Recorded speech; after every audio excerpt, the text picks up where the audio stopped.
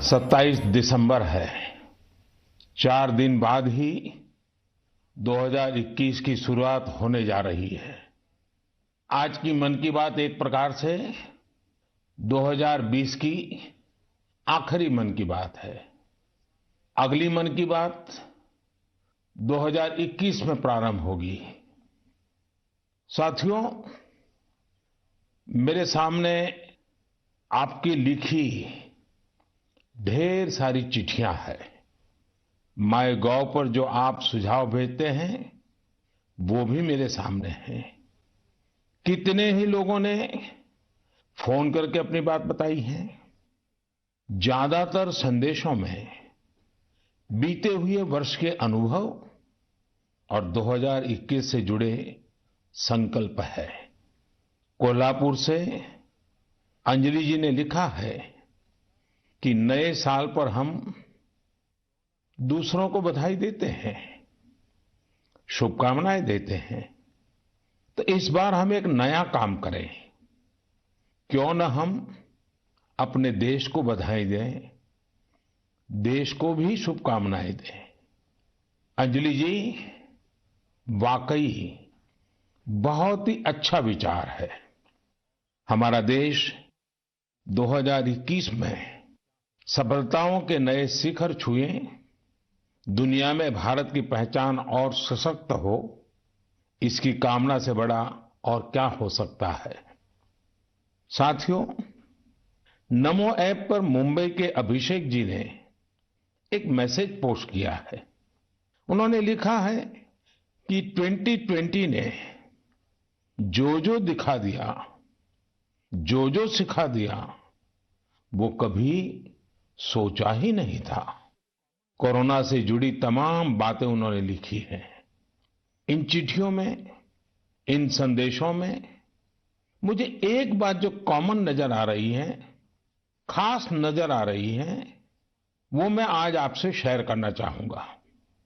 अधिकतर पत्रों में लोगों ने देश के सामर्थ्य, देशवासियों की सामूहिक शक्ति की भरपूर प्रशंसा की है। जब जनता कर्फ्यू जैसा अभिनव प्रयोग पूरे विश्व के लिए प्रेरणा बना, जब ताली थाली बजाकर देश ने हमारे कोरोना वॉरियर्स का सम्मान किया था, एकजुटता दिखाई थी, उसे भी कई लोगों ने याद किया है। साथियों, देश के सामान्य से सामान्य मानवी ने इस बदलाव को महसूस किया है। मैंने देश में आशा का एक अद्भुत प्रभाव भी देखा है। चुनौतियां खूब आई, संकट भी अनेक आए। कोरोना के कारण दुनिया में सप्लाई चेन को लेकर अनेक बाधाएं भी आई, लेकिन हमने हर संकट से नए सबक लिए। देश का नया सामर्थ्य भी पैदा हुआ। अगर शब्दों में कहना है तो इस सामर्थ्य का नाम है आत्मनिर्भरता। साथियों, दिल्ली में रहने वाले अभिनव बैनर्जी ने अपना जो अनुभव मुझे लिखकर भेजा है वो भी बहुत दिलचस्प है। अभिनव जी को अपनी रिश्तेदारी में बच्चों को गिफ्ट देने के लिए कुछ खिलौने खरीदने थे, इसलिए वो दिल्ली की झंडेवालान मार्केट गए थे। आप में से बहुत लोग जानते ही होंगे, ये मार्केट दिल्ली में साइकिल और खिलौनों के लिए जाना जाता है। पहले वहां महंगे खिलौना का मतलब भी इंपोर्टेड खिलौने होता था और सस्ते खिलौने भी बाहर से आते थे। लेकिन अभिनव जी ने चिट्ठी में लिखा है कि अब वहां के कई दुकानदार कस्टमर्स को ये बोल बोलकर टॉयज बेच रहे हैं कि अच्छे वाला टॉय है क्योंकि ये भारत में बना है, मेड इन इंडिया है। कस्टमर्स भी इंडिया मेड टॉयज की ही मांग कर रहे हैं। यही तो है ये सोच में कितना बड़ा परिवर्तन। यह तो जीता जागता सबूत है देशवासियों की सोच में कितना बड़ा परिवर्तन आ रहा है, और वो भी 1 साल के भीतर भीतर। इस परिवर्तन को आंकना आसान नहीं है। अर्थशास्त्री भी इसे अपने पैमानों पर तोल नहीं सकते। साथियों, मुझे विशाखापट्टनम से वेंकट मुरली प्रसाद जी ने जो लिखा है, उसमें भी एक अलग ही तरह का आइडिया है। वेंकट जी ने लिखा है, मैं आपको 2021 के लिए 2021 के लिए अपना एबीसी अटैच कर रहा हूं। मुझे कुछ समझ में नहीं आया कि आखिर एबीसी से उनका क्या मतलब है। तब मैंने देखा कि वेंकट जी ने चिट्ठी के साथ एक चार्ट भी अटैच कर रखा है। मैंने वो चार्ट देखा और फिर समझा कि एबीसी का उनका मतलब है आत्मनिर्भर भारत चार्ट, एबीसी। यह बहुत ही दिलचस्प है। वेंकट जी ने उन सभी चीजों की पूरी लिस्ट बनाई है जिन्हें वो प्रतिदिन इस्तेमाल करते हैं। इसमें electronics, stationery, self care items, उसके अलावा और भी बहुत कुछ शामिल है। वेंकट जी ने कहा है कि हम जाने अनजाने में उन विदेशी प्रोडक्ट्स का इस्तेमाल कर रहे हैं जिनके विकल्प भारत में आसानी से उपलब्ध है।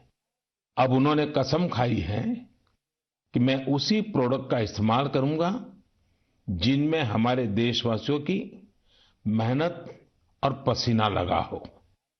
साथियों, लेकिन इसके साथ ही उन्होंने कुछ और भी ऐसा कहा है जो मुझे काफी रोचक लगा है। उन्होंने लिखा है कि हम आत्मनिर्भर भारत का समर्थन कर रहे हैं, लेकिन हमारे मैन्युफैक्चरर्स, उनके लिए भी साफ संदेश होना चाहिए कि वे प्रोडक्ट्स की क्वालिटी से कोई समझौता ना करें। बात तो सही है। जीरो इफेक्ट, जीरो डिफेक्ट की सोच के साथ काम करने का यह उचित समय है। मैं देश के मैन्युफैक्चरर्स और इंडस्ट्री लीडर्स से आग्रह करता हूं, देश के लोगों ने मजबूत कदम उठाया है, मजबूत कदम आगे बढ़ाया है। वोकल फॉर लोकल ये आज घर घर में गूंज रहा है। ऐसे में अब यह सुनिश्चित करने का समय है कि हमारे प्रोडक्ट्स विश्व स्तरीय हो। जो भी ग्लोबल बेस्ट हैं वो हम भारत में बनाकर दिखाएं। इसके लिए हमारे उद्यमी साथियों को आगे आना है, स्टार्टअप्स को भी आगे आना है। एक बार फिर मैं वेंकट जी को उनके बेहतरीन प्रयास के लिए बधाई देता हूं।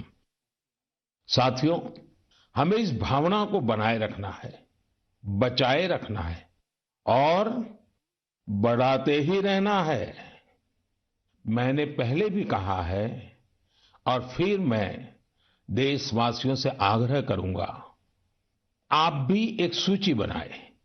दिन भर हम जो चीजें काम में लेते हैं उन सभी चीजों की विवेचना करें और ये देखें कि अनजाने में कौन सी विदेश में बनी चीजों ने हमारे जीवन में प्रवेश कर लिया है, एक प्रकार से हमें बंदी बना दिया है।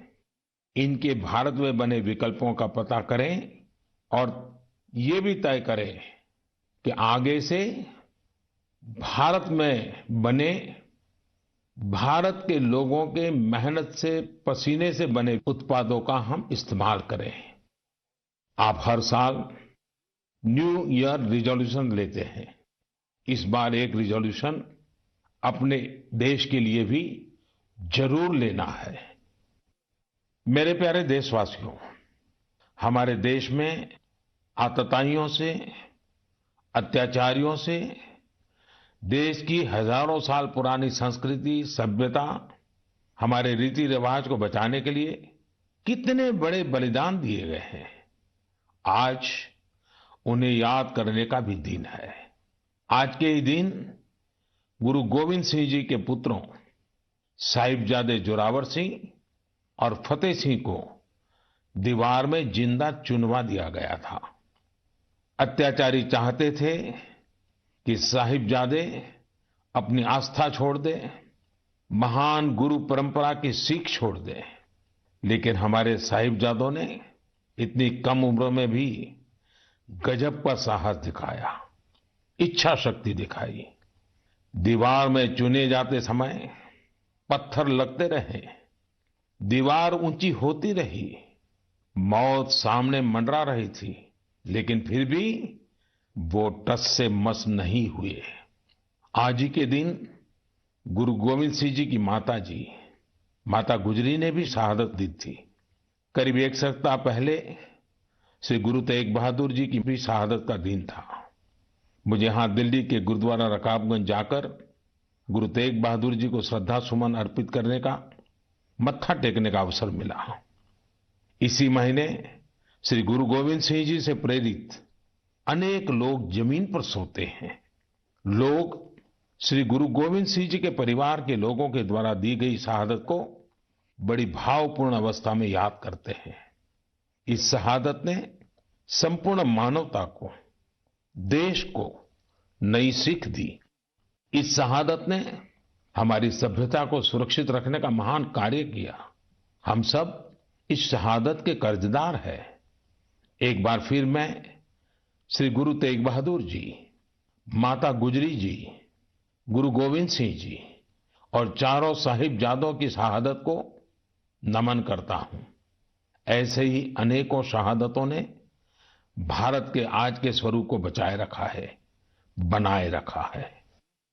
मेरे प्यारे देशवासियों, अब मैं एक ऐसी बात बताने जा रहा हूं जिससे आपको आनंद भी आएगा और गर्व भी होगा। भारत में लेपर्ड्स यानी तेंदुओं की संख्या में 2014 से 2018 के बीच 60% से अधिक की बढ़ोतरी हुई है। 2014 में देश में लेपर्ड्स की संख्या लगभग 7,900 थी। वहीं 2019 में इनकी संख्या बढ़कर 12,852 हो गई। ये वही लेपर्ड्स हैं जिनके बारे में जिम कॉर्बेट ने कहा था, जिन लोगों ने लेपर्ड्स को प्रकृति में स्वच्छंद रूप से घूमते नहीं देखा, वो उसकी खूबसूरती की कल्पना ही नहीं कर सकते। उसके रंगों की सुंदरता और उसकी चाल की मोहकता का अंदाज नहीं लगा सकते। देश के अधिकतर राज्यों में, विशेषकर मध्य भारत में तेंदुओं की संख्या बढ़ी है। तेंदुए की सबसे अधिक आबादी वाले राज्यों में मध्य प्रदेश, कर्नाटका और महाराष्ट्र सबसे ऊपर है। यह एक बड़ी उपलब्धि है। तेंदुए पूरी दुनिया में वर्षों से खतरों का सामना करते आ रहे हैं। दुनिया भर में उनके हैबिटेट को नुकसान हुआ है। ऐसे समय में भारत ने तेंदुए की आबादी में लगातार बढ़ोतरी कर पूरे विश्व को एक रास्ता दिखाया है। आपको इन बातों की भी जानकारी होगी कि पिछले कुछ सालों में भारत में शेरों की आबादी बढ़ी है, बाघों की संख्या में भी वृद्धि हुई है, साथ ही भारतीय वन क्षेत्र में भी इजाफा हुआ है। इसकी वजह ये है कि सरकारी नहीं, बल्कि बहुत से लोग, सिविल सोसाइटी, कई संस्थाएं भी हमारे पेड़ पौधों और वन्य जीवों के संरक्षण में जुटी हुई हैं। वे सब बधाई के पात्र हैं।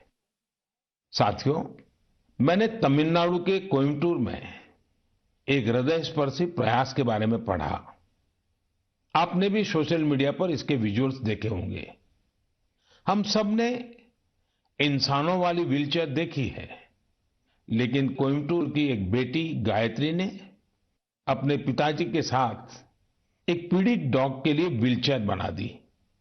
यह संवेदनशीलता प्रेरणा देने वाली है और यह तभी हो सकता है जब व्यक्ति हर जीव के प्रति दया और करुणा से भरा हुआ हो।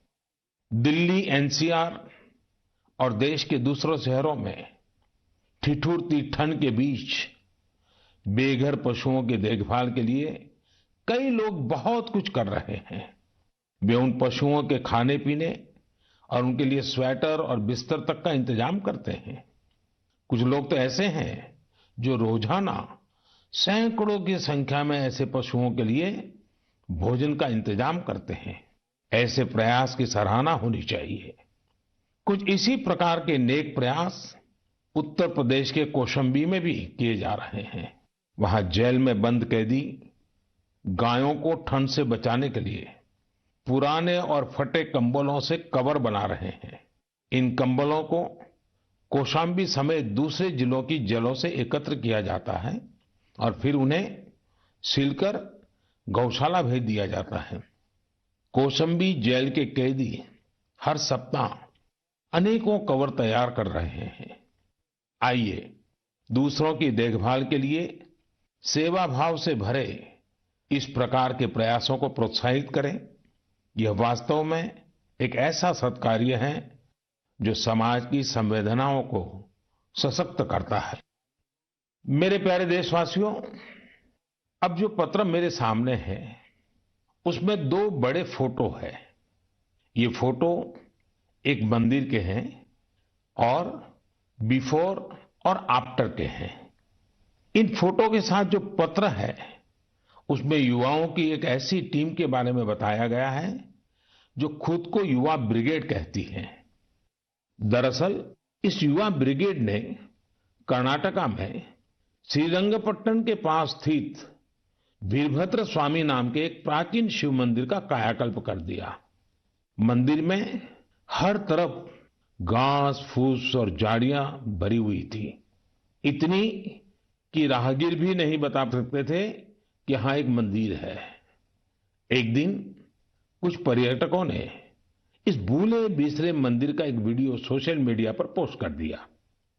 युवा ब्रिगेड ने जब इस वीडियो को सोशल मीडिया पर देखा तो उनसे रहा नहीं गया और फिर इस टीम ने मिलजुल कर इसका जीर्णोद्धार करने का फैसला किया।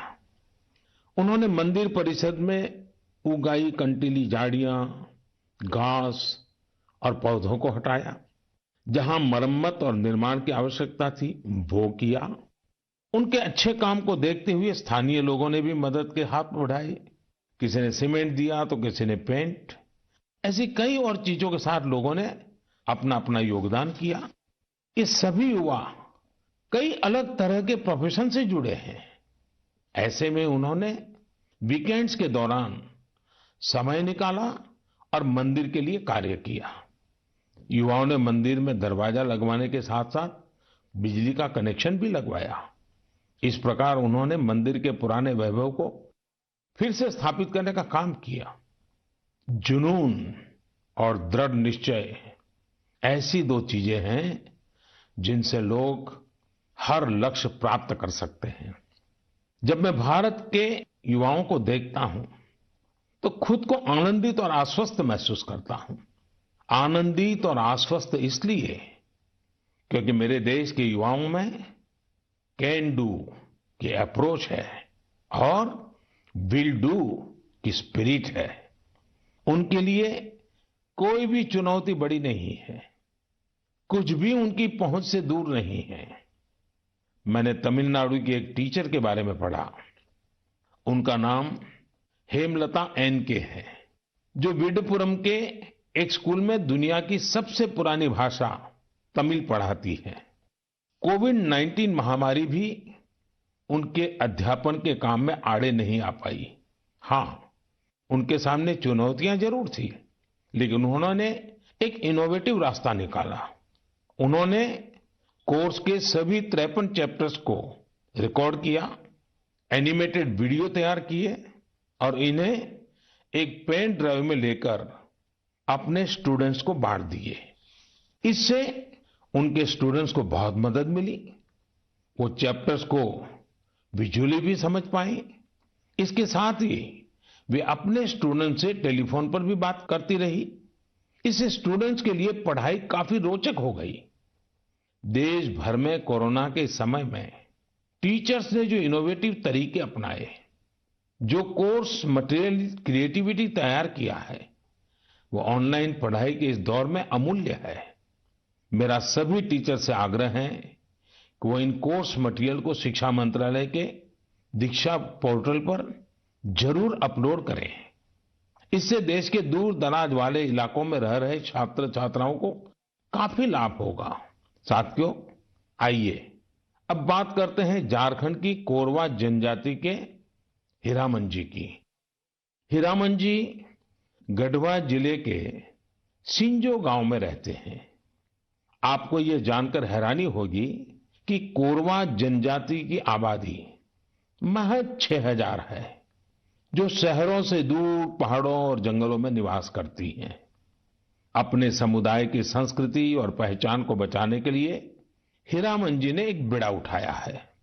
उन्होंने 12 साल के अथक परिश्रम के बाद विलुप्त होती कोरवा भाषा का शब्दकोश तैयार किया है। उन्होंने इस शब्दकोश में घर गृहस्थी में प्रयोग होने वाले शब्दों से लेकर दैनिक जीवन में इस्तेमाल होने वाले कोरवा भाषा के ढेर सारे शब्दों को अर्थ के साथ लिखा है। कोरवा समुदाय के लिए हीरामन जी ने जो कर दिखाया है वह देश के लिए एक मिसाल है। मेरे प्यारे देशवासियों, ऐसा कहते हैं कि अकबर के दरबार में एक प्रमुख सदस्य अबुल फजल थे। उन्होंने एक बार कश्मीर की यात्रा के बाद कहा था कि कश्मीर में एक ऐसा नजारा है जिसे देखकर चिड़चिड़े और गुस्से लोग भी खुशी से झूम उठेंगे। दरअसल वे कश्मीर में केसर के खेतों का उल्लेख कर रहे थे। केसर सदियों से कश्मीर से जुड़ा हुआ है। कश्मीरी केसर मुख्य रूप से पुलवामा, बडगाम और किश्तवाड़ जैसी जगहों पर उगाया जाता है। इसी साल मई में कश्मीरी केसर को जियोग्राफिकल इंडिकेशन टैग यानी जीआई टैग दिया गया। इसके जरिए हम कश्मीरी केसर को एक ग्लोबली पॉपुलर ब्रांड बनाना चाहते हैं। कश्मीरी केसर वैश्विक स्तर पर एक ऐसे मसाले के रूप में प्रसिद्ध है जिसके कई प्रकार के औषधीय गुण हैं। यह अत्यंत सुगंधित होता है, इसका रंग गाढ़ा होता है और इसके धागे लंबे व मोटे होते हैं, जो इसकी मेडिसिनल वैल्यू को बढ़ाते हैं। यह जम्मू और कश्मीर की समृद्ध सांस्कृतिक विरासत का प्रतिनिधित्व करता है। क्वालिटी की बात करें तो कश्मीर का केसर बहुत यूनिक है और दूसरे देशों के केसर से बिल्कुल अलग है। कश्मीर के केसर को जीआई टैग रिकॉग्नाइजेशन से एक अलग पहचान मिली है। आपको यह जानकर खुशी होगी कि कश्मीरी केसर को जीआई टैग का सर्टिफिकेट मिलने के बाद दुबई के एक सुपरमार्केट में इसे लॉन्च किया गया। अब इसका निर्यात बढ़ने लगेगा। यह आत्मनिर्भर भारत बनाने के हमारे प्रयासों को और मजबूती देगा। केसर के किसानों को इससे विशेष रूप से लाभ होगा। पुलवामा में त्राल के शार इलाके में रहने वाले अब्दुल मजीद वानी को ही देख लीजिए। वह अपने जीआई टैग्ड केसर को नेशनल सैफरन मिशन की मदद से पंपोर के ट्रेडिंग सेंटर में ई ट्रेडिंग के जरिए बेच रहे हैं। इसके जैसे कई लोग कश्मीर में यह काम कर रहे हैं। अगली बार जब आप केसर को खरीदने का मन बनाएं तो कश्मीर का ही केसर खरीदने की सोचें। कश्मीरी लोगों की गर्मजोशी ऐसी है कि वहां के केसर का स्वाद ही अलग होता है। मेरे प्यारे देशवासियों, अभी 2 दिन पहले ही गीता जयंती थी। गीता हमें हमारे जीवन के हर संदर्भ में प्रेरणा देती है। लेकिन क्या आपने कभी सोचा है गीता इतनी अद्भुत ग्रंथ क्यों है? वो इसलिए क्योंकि ये स्वयं भगवान श्री कृष्ण की ही वाणी है। लेकिन गीता की विशिष्टता ये भी है कि ये जानने की जिज्ञासा से शुरू होती है, प्रश्न से शुरू होती है।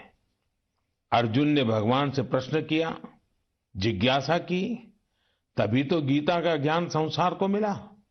गीता की ही तरह हमारी संस्कृति में जितना भी ज्ञान है सब जिज्ञासा से ही शुरू होता है। वेदांत का तो पहला मंत्र ही है अथातो ब्रह्म जिज्ञासा, अर्थात आओ हम ब्रह्म की जिज्ञासा करें। इसलिए तो हमारे यहां ब्रह्म के भी अन्वेषण की बात कही जाती है। जिज्ञासा की ताकत ही ऐसी है। जिज्ञासा आपको लगातार नए के लिए प्रेरित करती है। बचपन में हम इसलिए तो सीखते हैं क्योंकि हमारे अंदर जिज्ञासा होती है।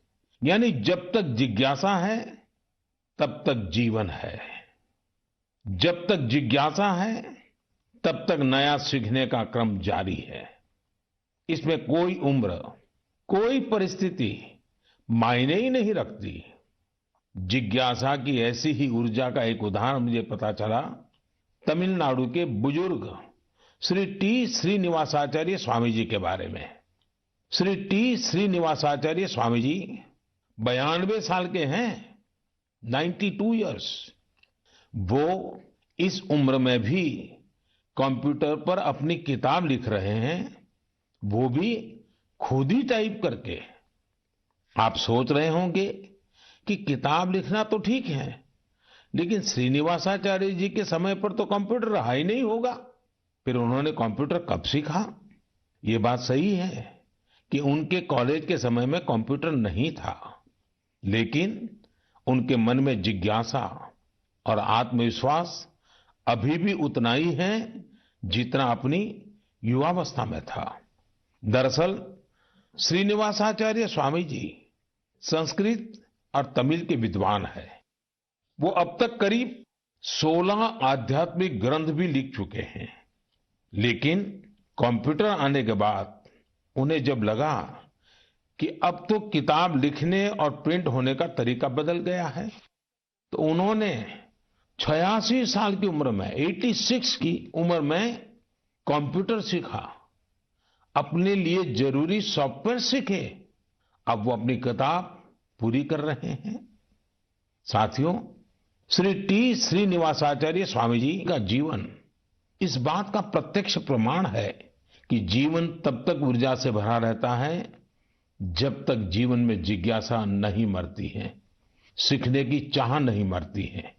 इसलिए हमें कभी ये नहीं सोचना चाहिए कि हम पिछड़ गए, हम चूक गए, काश हम भी ये सीख लेते।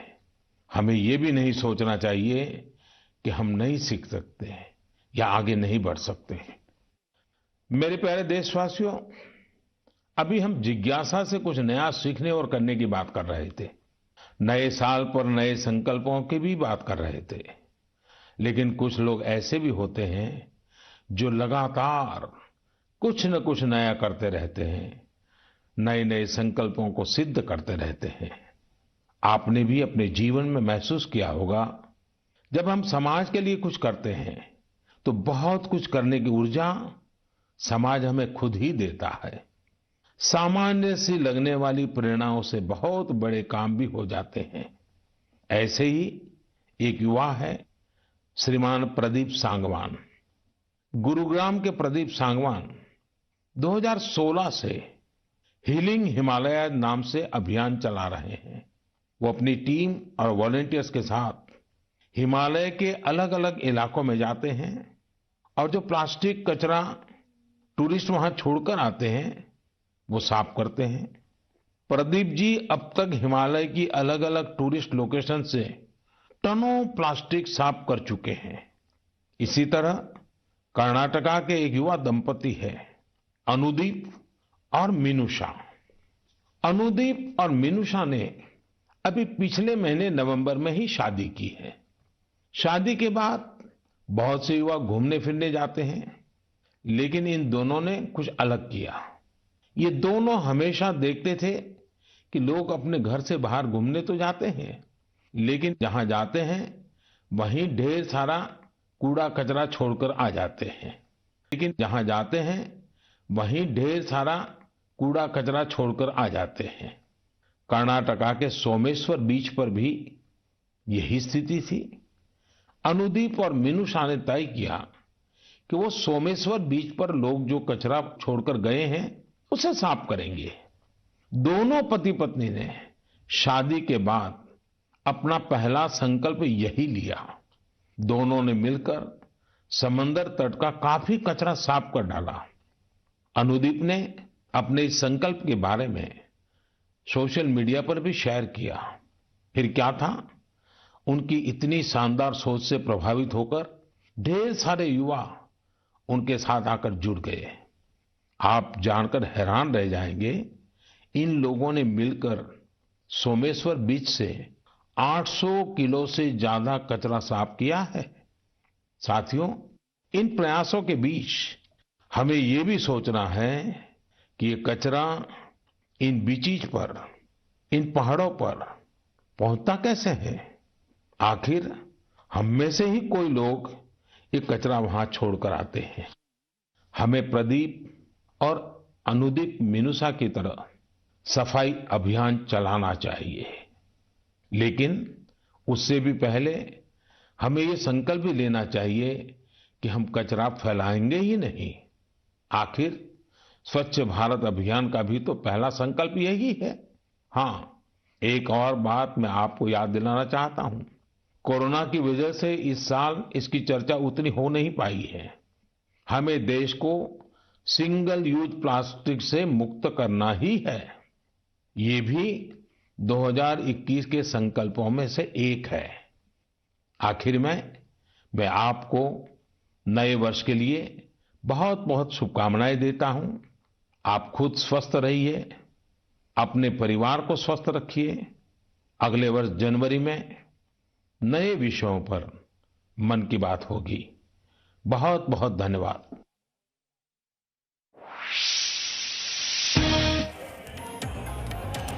तो प्रधानमंत्री नरेंद्र मोदी को आप सुन रहे थे। 2020 की आखिरी मन की बात में कई महत्वपूर्ण मुद्दों पर उन्होंने अपनी बात रखी। देश के युवाओं को किस तरीके से हमेशा वो जागरूक करने का काम करते हैं अपनी मन की बात कार्यक्रम के जरिए। आज भी उन्होंने उसी बात का जिक्र किया और उन तमाम चिट्ठियों का जिक्र प्रधानमंत्री ने किया, बल्कि उन्हें पढ़कर भी सुनाया कि आखिर देशवासियों ने उन तक क्या मैसेज पहुंचाए हैं, किस तरीके से उनके किए गए काम देश के काम आ सकते हैं। इन तमाम बातों का जिक्र प्रधानमंत्री ने कोरोना संकट काल में कैसे देश ने आत्मनिर्भर भारत को लेकर आगे कदम बढ़ाया और एकजुट होकर इस चुनौती का सामना किया। 2021 में भारत की पहचान सशक्त की। अधिकतर पत्रों में लोगों ने देश के सामर्थ्य की तारीफ की। आत्मनिर्भर भारत को बढ़ावा देने का जिक्र एक बार फिर प्रधानमंत्री ने किया अपने संबोधन में और कहा कि अब विदेशी प्रोडक्ट से दूरी बनाएं और स्वदेशी प्रोडक्ट खरीदें। लोग ज्यादा से ज्यादा दूसरों को भी जागरूक करें। इन तमाम बातों का जिक्र प्रधानमंत्री के इस संबोधन में। उद्योगपति अंतर्राष्ट्रीय स्तर के प्रोडक्ट बनाएं, ये एक मैसेज उद्योगपतियों के लिए। कौन सा विदेशी प्रोडक्ट खरीदते हैं, किसकी लिस्ट तैयार करें और विदेशी प्रोडक्ट के बजाय अब स्वदेशी प्रोडक्ट को ही अपनी खरीदारी में शामिल करें। प्रधानमंत्री नरेंद्र मोदी की एक अपील एक तरह से देशवासियों से आत्मनिर्भर भारत को और मजबूत बनाने की दिशा में काम करने को लेकर लोगों से ही बात आज प्रधानमंत्री ने की।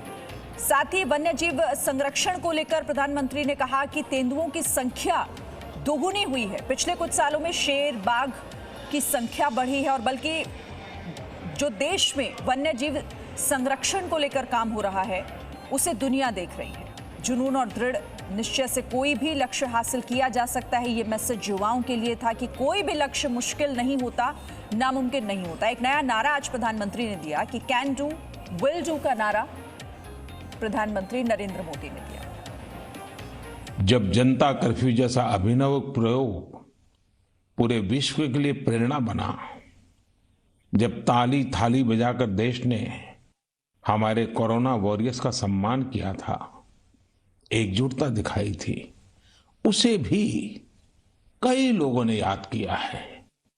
साथियों, देश के सामान्य से सामान्य मानवी ने इस बदलाव को महसूस किया है। मैंने देश में आशा का एक अद्भुत प्रभाव भी देखा है। चुनौतियां खूब आई, संकट भी अनेक आए।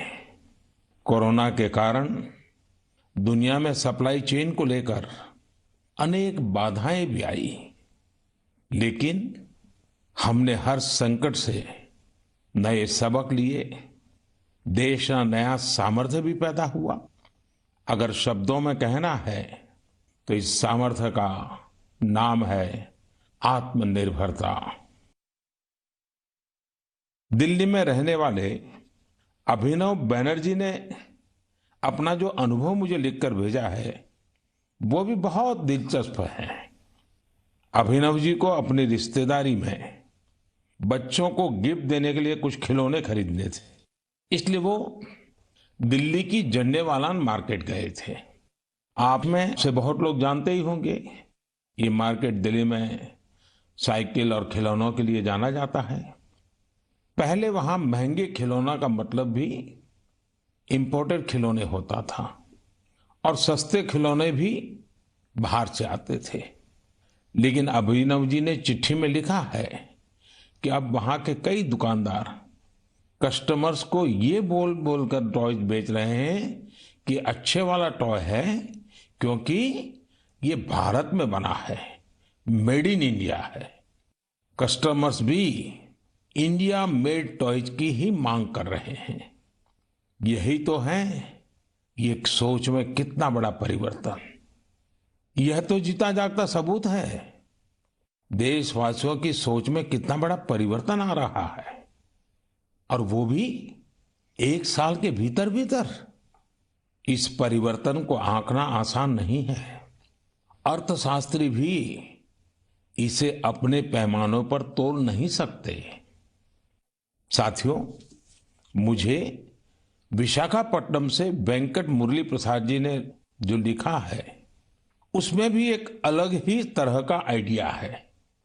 वेंकट जी ने लिखा है, मैं आपको 2021 के लिए 2021 के लिए अपना एबीसी अटैच कर रहा हूं। मुझे कुछ समझ में नहीं आया कि आखिर एबीसी से उनका क्या मतलब है। तब मैंने देखा कि वेंकट जी ने चिट्ठी के साथ एक चार्ट भी अटैच कर रखा है। मैंने वो चार्ट देखा और फिर समझा कि एबीसी का उनका मतलब है आत्मनिर्भर भारत चार्ट, एबीसी। यह बहुत ही दिलचस्प है।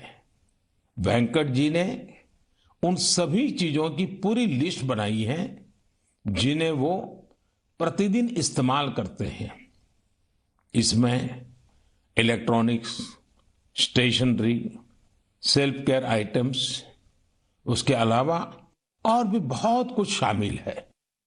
वेंकट जी ने कहा है कि हम जाने अनजाने में उन विदेशी प्रोडक्ट्स का इस्तेमाल कर रहे हैं जिनके विकल्प भारत में आसानी से उपलब्ध है। अब उन्होंने कसम खाई है कि मैं उसी प्रोडक्ट का इस्तेमाल करूंगा जिनमें हमारे देशवासियों की मेहनत और पसीना लगा हो। जीरो इफेक्ट, जीरो डिफेक्ट की सोच के साथ काम करने का यह उचित समय है। मैं देश के मैन्युफैक्चरर्स और इंडस्ट्री लीडर्स से आग्रह करता हूं, देश के लोगों ने मजबूत कदम उठाया है, मजबूत कदम आगे बढ़ाया है।